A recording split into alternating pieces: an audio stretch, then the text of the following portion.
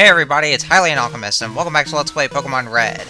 In the last episode, we made it to Cinnabar Island, did things, revived fossils, and things. In this episode, we're going to probably finish up the Pokemon Mansion.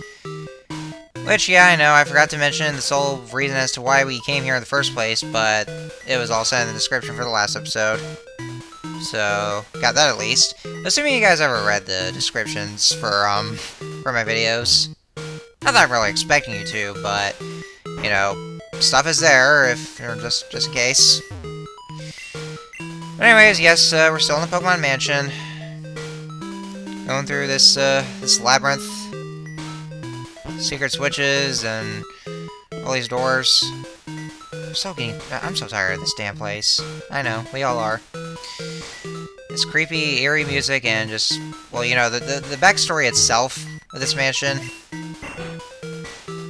just seems rather unsettling, you know? Alright, so, got these pits right here, just fall down right here, and that would just lead us to the bottom floors. And another scientist. Shouldn't be anyone here. Why the hell are you here, then? Hypocrite? There's other people here, you know. Yeah, we got ourselves a Carbos. So anyways, what is there to talk about? Oh, yes, I know what there is to talk about. If you guys haven't checked up on the news, either from the official Pokemon Twitter or Facebook page, or on Cerebi, it has been announced that, yes, Brock and Misty are going to come back in the Pokemon anime. Well, actually, they're just going to appear in the Sun and Moon anime. I mean, it's, like, you know, about, apparently Ash coming back to the Kanto region for a brief moment. And, yes, that's where they'll finally bring back Brock and Misty. And, yes, by the way, I am still watching the anime. Why? Well, because, you know, sometimes I just want to muck those episodes. Because I just felt like it. But, yeah, I still do watch the anime, surprisingly. And this journal right here just read more info about Mewtwo and how, when it was created, it doesn't have a compassionate heart. And all could think it was just brute force. Anyways, back to what I was talking about. So yes, honestly, this really took me by surprise about Brock and Misty coming back in the anime, even though it's only for about a couple of episodes. I mean, you know, pretty much everybody else knew that, like, you know, the Pokemon anime is very, very well known. Oh, and hang on a second. TM14 contains Blizzard. I'm going to teach that to Mizu. Blizzard is very powerful. I'm not sure exactly how much power. I know it's over 100. But it's a very powerful Ice-type move. Of course, because of that, it has only, like, 5 PP. And it does have low accuracy, so there's that. But it's still a good move to use, but in all honesty, I actually just taught Mizu Blizzard anyway, even though I don't really use Blizzard much. Or just give an addition to Blizzard in one of my Pokemon. I always go for Ice Beam. But I wasn't able to get a TM for Ice Beam. I'm pretty sure it's one of the prizes for the Game Corn to Celadon City. But I never bother doing that. Anyways, but yeah. Just seeing Brock and Misty coming back in the anime really took me by surprise. Because, like, you know how the anime is very well known for that for each end of the season, they always replace the cast of characters. I mean, you know, it's always going to be Ash no matter what. It's always the same kid. And not to mention still being funky 10 years old. I mean, like, I know that, well, Brock only traveled with Ash for, like, the first 4 regions. But there were only different characters for the last 2, like, in Hoenn and Sinnoh. Starting with Unova, then Brock got replaced, and there's entirely new characters, and same thing goes for Kalos. But then in Alola, then there's just classmates and not really traveling companions, but yeah, I thought they weren't gonna come back ever again. I always thought that's how the Pokemon anime always is. Like, whenever a main character from the cast gets replaced, then they aren't ever going to come back. But no, it's actually different. I mean, yeah, sure. Again, it's only for a couple of episodes, but it's surprising just seeing Brock and Misty coming back in the anime. So we'll see how that turns out, assuming there are still people watching the anime. Well, I know a lot of you really don't, but I'm one of those exceptions, to be honest. But hey, I'm not afraid to admit that. And yeah, that was Solar Beam. I'm sure that I already explained this before about Solar Beam. Maybe I didn't. I can't remember off the top of my head. It is a grass-type move. It's also a 2-turn attack as well. Like, your Pokemon would just absorb sunlight first, and then the next turn, then they just attack.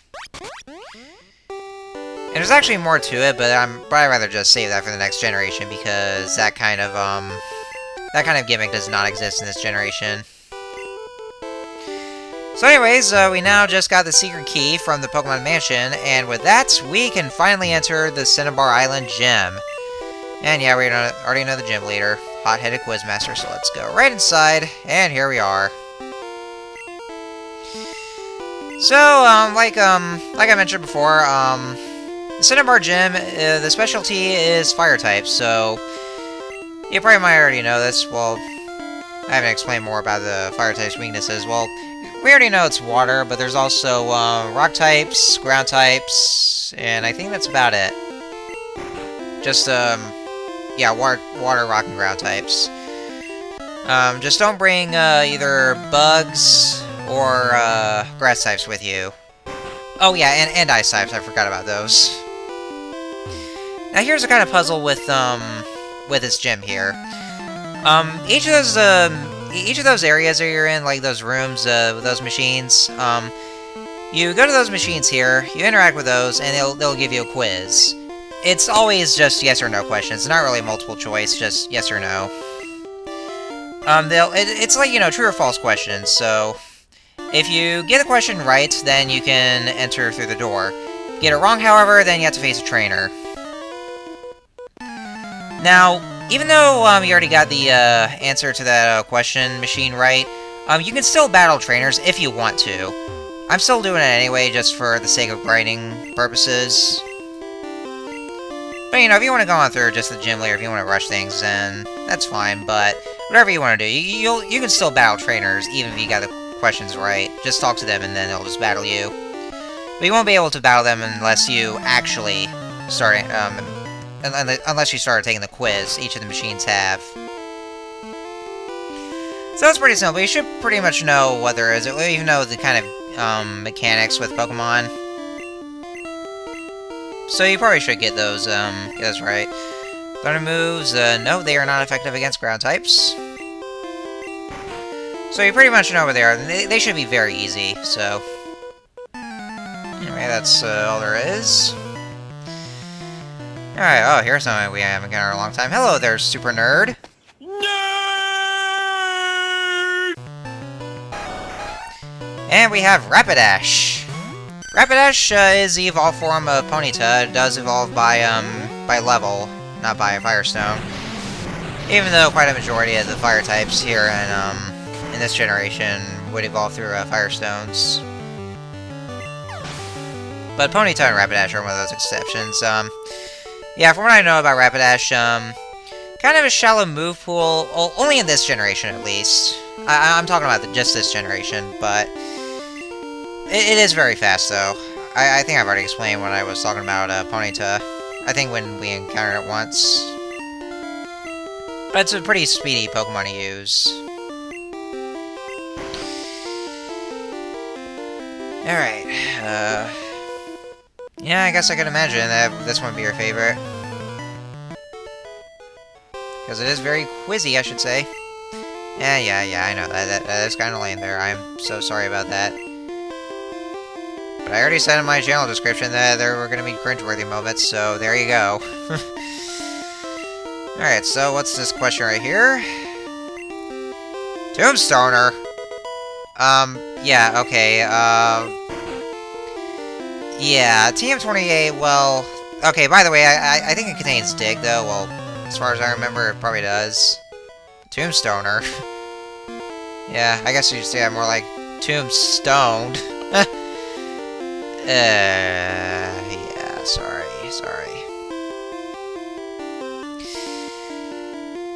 But anyhow, so now that we got through all these quiz questions, now we have made it to Blaine.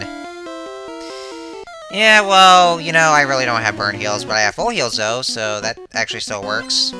It's probably at this point where you may not need burn heals anymore, you just have full heals.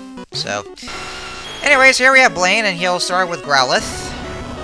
By the way, I gotta say, Blaine's appearance between this game, well, the games themselves, and the anime, they're very different, I should say. I mean, in the games, Blaine is usually portrayed as a scientist of sorts. Yeah, in the anime, he kind of plays as a hippie, and he actually has hair growing on his sides. And he didn't wear sunglasses in the anime either. Yeah, pretty different, I should say. So, anyways, you'll do a Rapidash. Yeah, not much else to say about this battle. Just pretty easy if you have the right Pokemon. Like, since I have, my Nidoking and Vaporeon. Yeah, got that taken care of. There's one more Pokemon that we haven't encountered yet. Well, of course, I've already mentioned the last episode, and I kind of spoiled. That right there is Arcanine. Arcanine is the evolved form of Growlithe by, of course, like most of the other fire types, the use of a Firestone. Now, I actually remember using Arcanine before, but that was only, well, I know I've used Arcanine in FireRed and LeafGreen and in Black and White too. Arcanine, I would probably say, was kind of lacking in this generation at least, but he does get better much later. Well, especially in Gen 5 though. Well, just in later generations though. So anyways, now we have defeated Blaine, and we have now received the Volcano Badge. 7 badges, ladies and gentlemen. 7 badges. We have one more badge to go. One more badge. My god, we've come this far. I just can't believe it. I only remember, well, even though it was months ago, I just remember just recording the first episode of this game, and just look how far we've come. It's like, what episode was it? I think it was, oh, episode 25. Yeah, 25 episodes in, and we have 7 badges now. And that TM that Blaine just gave us was a TM that contained a Fire Blast. Fire Blast, I would say, would be a Fire-type version of Blizzard. Very powerful, low PP, and low accuracy. But I don't really have... Well, maybe one of my Pokemon might know Fire Blast, but I'm not sure myself.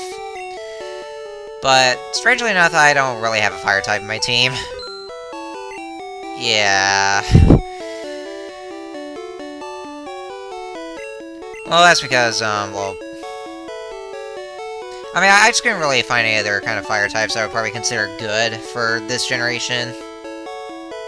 They were a bit lackluster, and the only kind of fire type Pokemon that would be, that wouldn't be that way in this gen would be the Charmander line.